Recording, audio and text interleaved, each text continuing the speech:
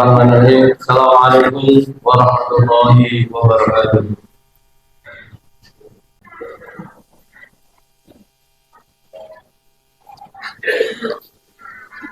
Alhamdulillahirabbil alamin.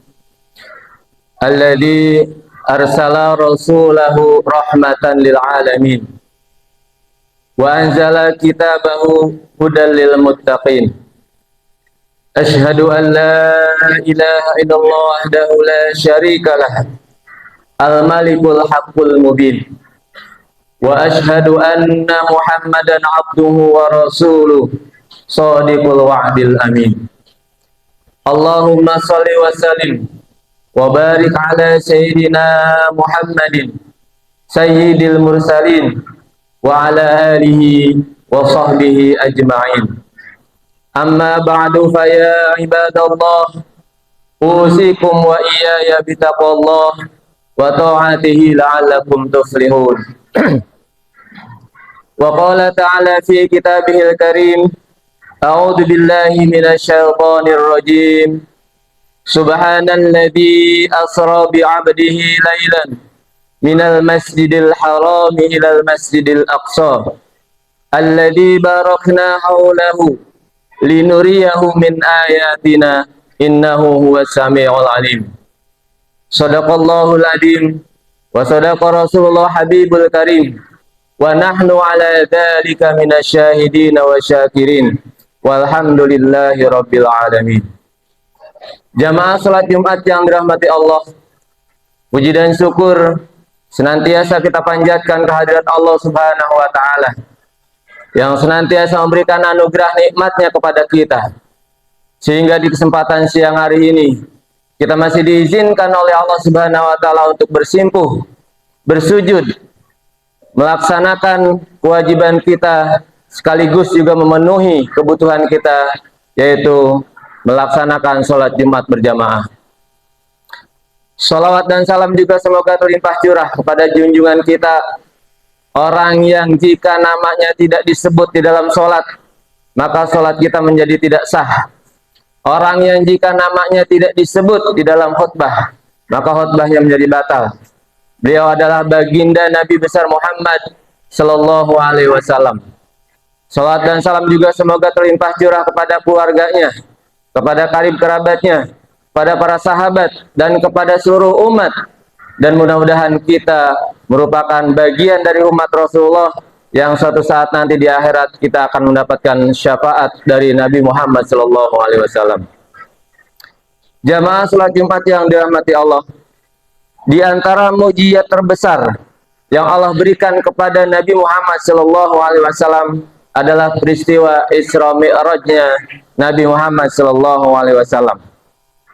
Jika boleh di-ranking, maka Isra Mi'raj ini menempati urutan kedua setelah mukjizat Al-Quran. Bagaimanapun, Al-Quran tetap mukjizat terbesar nomor satu. Karena sesungguhnya besarnya mukjizat itu dilihat dari seberapa banyak dan seberapa besar dampak mukjizat itu sendiri bagi keimanan umat setelahnya. Kita tahu bahwa Al-Quran sejak diturunkan kepada Rasulullah SAW sampai hari ini dan bahkan sampai hari kiamat nanti masih tetap ada orang yang terus mengimaninya. Akan tetap ada orang yang akan mendapatkan hidayah dengan wasilah membaca Al-Quran. Jamaah salat Jumat yang dirahmati Allah, sebagai mukjizat nomor dua, Isra Mi'raj juga memiliki dampak yang luar biasa. Bukan saja pada saat itu, pada masa lalu, tapi juga pada saat ini, dan juga bahkan sampai hari kiamat. Bahkan sampai hari ini, peristiwa Isra dan Mi'rajnya Nabi Muhammad SAW masih menjadi pertanyaan besar para saintis, masih menjadi pertanyaan besar para ilmuwan. Bagaimana mungkin manusia dengan jasad dan ruhnya bisa menembus ke alam malakut, bisa menembus sampai ke langit ketujuh dan bertemu Allah di Sidratul Muntaha? Profesor Dr. Bahaudin dalam bukunya Menjelajah Luar Angkasa menyatakan bahwa cahaya merupakan makhluk Allah Subhanahu wa taala yang bergerak itu memiliki kecepatan yang paling tinggi, yaitu 300.000 km per detik. Dengan kecepatan itu saja, untuk mencapai langit pertama itu membutuhkan 4 juta tahun dengan kecepatan 300 km per detik. Nah, baginda kita Nabi Muhammad SAW diperjalankan oleh Allah Subhanahu wa taala dari Masjidil Haram ke Masjidil Aqsa, kemudian terus ke langit ketujuh dan sampai ke Sidratul Muntaha, itu hanya dalam waktu 1 malam saja dan kembali lagi ke Makkatul Mukarramah. Hadirin jamaah salat Jumat yang dirahmati Allah, oleh karena itulah sampai hari ini dan bahkan sampai hari kiamat, peristiwa Isra Mi'raj ini tidak bisa dijelaskan secara keilmuan, tidak bisa dijelaskan secara logika. Peristiwa Isra Mi'raj ini hanya bisa dijawab dengan keimanan kita.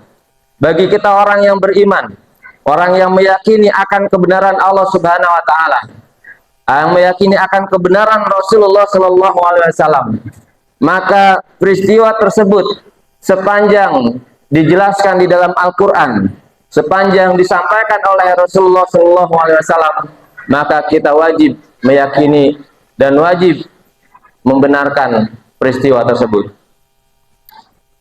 Jamaah salat Jumat yang dirahmati Allah, kemudian yang terpenting dari peristiwa Isra Mi'raj itu adalah kita bisa mengambil hikmah dan pelajaran dari peristiwa yang luar biasa yang merupakan mukjizat terbesar baginda Nabi Muhammad SAW. Perkara dasar dan sangat penting dari peristiwa ini adalah mendidik dan melatih keimanan kita, keyakinan kita akan kebenaran dari setiap apa yang Allah turunkan, akan kebenaran dari setiap apa yang Rasulullah SAW sampaikan. Ini perkara yang sangat mendasar, sekaligus juga perkara yang prinsip. Dari sinilah iman dan keyakinan kita dibangun. Sebab tanpa ini, berbagai macam teori apapun tidak lagi berguna dalam keimanan dan keyakinan kita. Jika peristiwa Isra Mi'raj yang sangat di luar akal manusia tersebut dapat kita imani, maka seharusnya perkara-perkara lain yang ada dalam Al-Quran, perintah-perintah lain yang ada di dalam Al-Quran akan lebih mudah kita yakini, kita imani, dan akan lebih mudah kita laksanakan. Jamaah salat Jumat yang dirahmati Allah, kemudian pelajaran yang juga tidak kalah pentingnya dari peristiwa Isra Mi'raj ini adalah diturunkannya perintah sholat 5 waktu. Kita sudah dididik sejak kecil oleh orang tua kita, oleh guru-guru kita, jangan sampai kita meninggalkan sholat 5 waktu ini. Karena memang perintah sholat 5 waktu ini adalah perintah yang sangat-sangat istimewa. Kalau perintah ibadah lain Allah turunkan melalui perantara malaikat Jibril, yang kemudian malaikat bertemu dengan Nabi Muhammad SAW menyampaikan wahyunya. Namun beda dengan perintah sholat. Allah Subhanahu wa taala panggil Rasulullah SAW untuk menghadapnya dan untuk menerima perintah sholat 5 waktu tersebut. Ini merupakan pesan yang sangat besar bagi kita untuk betul-betul menjaga dan merawat ibadah sholat kita. Apapun kesibukan kita, berbagai masalah apapun yang kita hadapi, problematika apapun yang kita jalani di dalam hidup ini, maka jangan sampai semuanya itu membuat kita meninggalkan sholat 5 waktu. Selama Allah Subhanahu wa taala berikan kita kesadaran, selama Allah Subhanahu wa taala masih berikan kita kemampuan untuk berpikir dan memiliki akal yang sehat, maka ibadah sholat wajib tidak boleh ditinggalkan. Lain halnya dengan ibadah puasa yang boleh ditinggalkan ketika kita dalam safar atau kondisi kita sakit. Lain halnya dengan ibadah zakat yang boleh tidak kita kerjakan kalau harta yang kita miliki belum mencapai nisabnya zakat. Lain halnya dengan haji, boleh kita tidak kerjakan kalau kita tidak memiliki kemampuan bekal untuk berangkat ke Makkatul Mukarramah. Tapi tidak dengan ibadah sholat. Apakah kita kaya atau miskin, sakit atau sehat, mampu atau tidak mampu, maka kita tetap diwajibkan untuk menjaga ibadah sholat kita. Jamaah sholat Jumat yang dirahmati Allah, Bahkan ibadah sholat ini pun harus menjadi target utama, pelajaran dan bimbingan utama dalam keluarga kita. Allah Subhanahu wa taala perintahkan, wa'mur ahlaka bis sholati wastabir 'alaiha. Perintahkanlah keluarga kamu untuk melaksanakan sholat dan bersabarlah dalam memerintahkannya. Ini juga memberikan pesan kepada kita bahwa tanggung jawab sebagai seorang bapak, sebagai seorang ayah untuk memperhatikan keluarganya, khususnya anak-anak dan istri-istrinya, agar mereka termasuk orang-orang yang memiliki pemahaman yang baik tentang sholat, agar mereka mempunyai pengetahuan yang baik tentang sholat.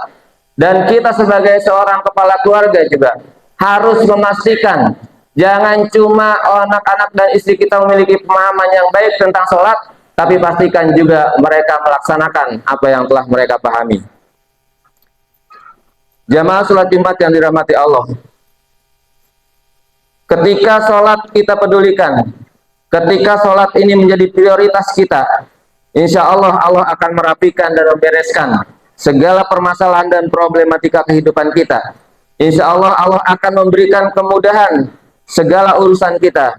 Karenanya memang sebagaimana panggilan sholat, hayal sholat, hayal falah, marilah menuju sholat dan marilah menuju kemenangan.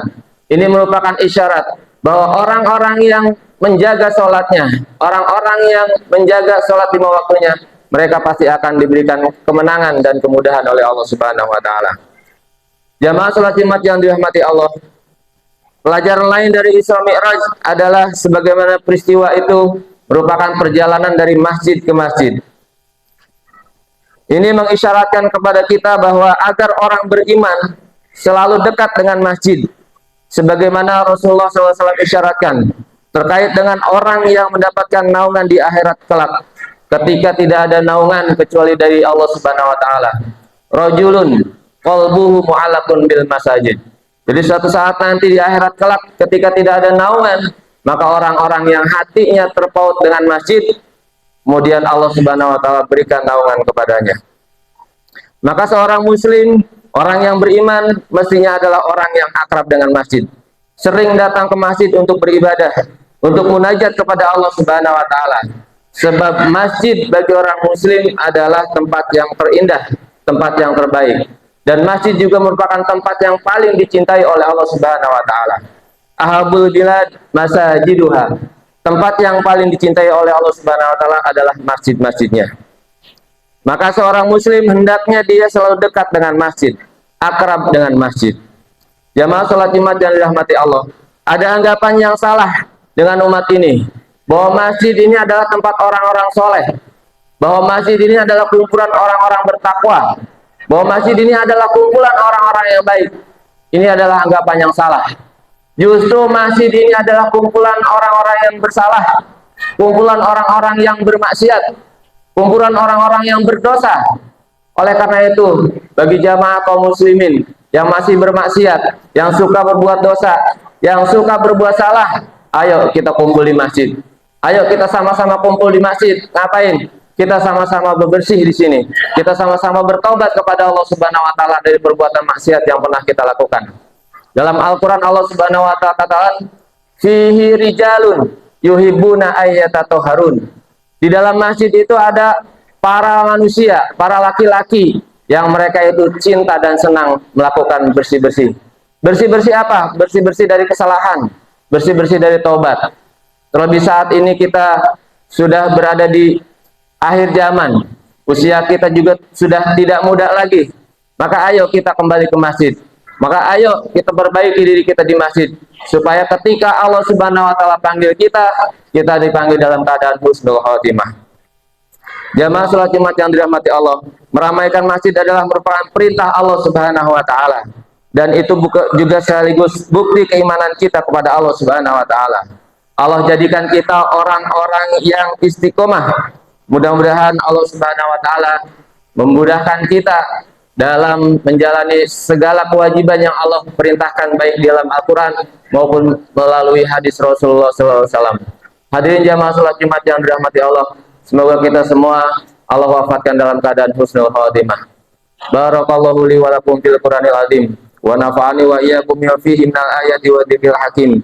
Aqulu qawli hadza fastaghfiruhu innahu huwal ghafurur rahim.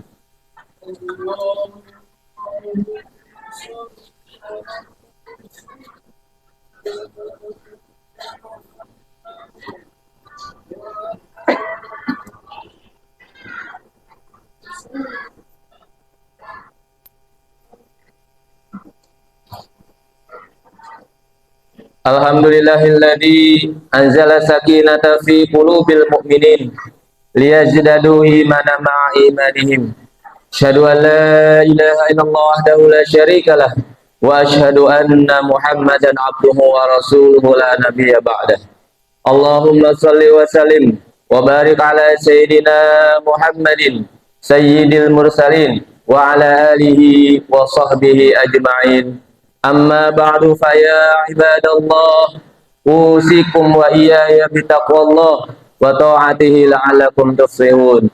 Wa qala ta'ala fi kitabihil karim, a'udzu billahi minasyaitonir rajim. Ya ayyuhalladzina amanu taqullaha haqqa tuqatih wa la tamutunna illa wa antum muslimun.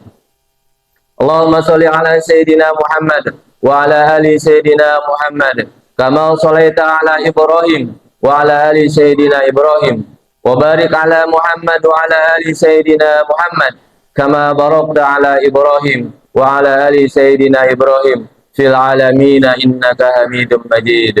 Allahumma ighfir lil muslimina wal muslimat wal mu'minina wal mu'minat al ahya'i minhum wal amwat. Allahumma inna nas'aluka ridhaka wal jannah wa na'udzubika min sakhatika wan nar. Allahumma arinal haqqa haqqan warzuqna tiba'ah wa arinal batila batila warzuqna istinabah. Rabbi ighfir lana wa li walidayna warhamhuma kama rabbawna shighara wa li jami'il muslimina wal muslimat wal mu'minina wal mu'minat al ahya'i minhum wal amwat. Rabbana atina fid dunya hasanah wa fil akhirati hasanatan wa qina adzabannar. Ibadallah, innallaha ya'murukum bil adli wal ihsan wa ita'i dzil qurba wa yanha 'anil fahsya'i wal munkar wal baghi ya'idukum la'allakum tadhakkarun. Fadhkurullaha adzkurkum washkuru ala ni'amihi yazidkum wa la dzikrullahi akbar. Aqimis shalah.